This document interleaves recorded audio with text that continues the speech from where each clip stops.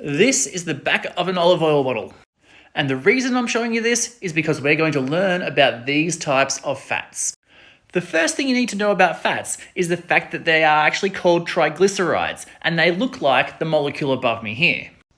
You should have learned this when we looked at biofuels at the start of the year, but if you can't remember back that far, fats have three main sections. They have a glycerol section, an ester bond, and then three chains of fatty acids. So now you know the basic structure. What is the difference between a saturated, trans, polyunsaturated, omega-3, and a monounsaturated fat? Well, let's go back into the structure and have a look at those. So the fundamental difference in those structures is to do with the fatty acid chains. Let's start with saturation. Saturation is all about carbon-to-carbon double bonds, and a saturated fat does not contain any carbon-to-carbon double bonds like the one below me. Then you have unsaturated fats, and these guys contain carbon-to-carbon double bonds. A monounsaturated fat would contain one of these, whereas a polyunsaturated fat would contain many.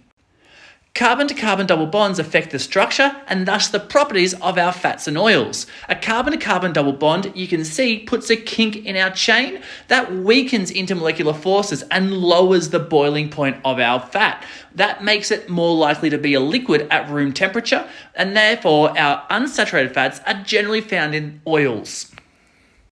The other thing that carbon-to-carbon double bonds do to a molecule is make it more susceptible to oxidative rancidity, and that is when fats and oils go off and start to smell funky. So that explains saturated and unsaturated fats, but what about trans and omega-3?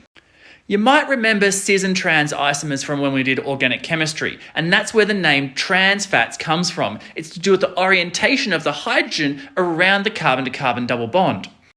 If both hydrogens are on the same side of our double bond, we call it a cis double bond. If the hydrogens are on opposite sides, it makes it a trans double bond. And that is where our trans fats kind of come in because they have that structure.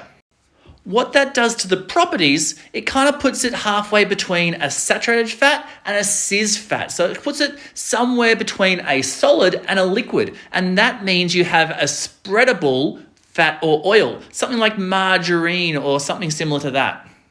So that's saturation, but what about omega numbers? The omega number refers to the position of our double bond from the omega end of our molecule, which is the opposite end to our carboxyl group.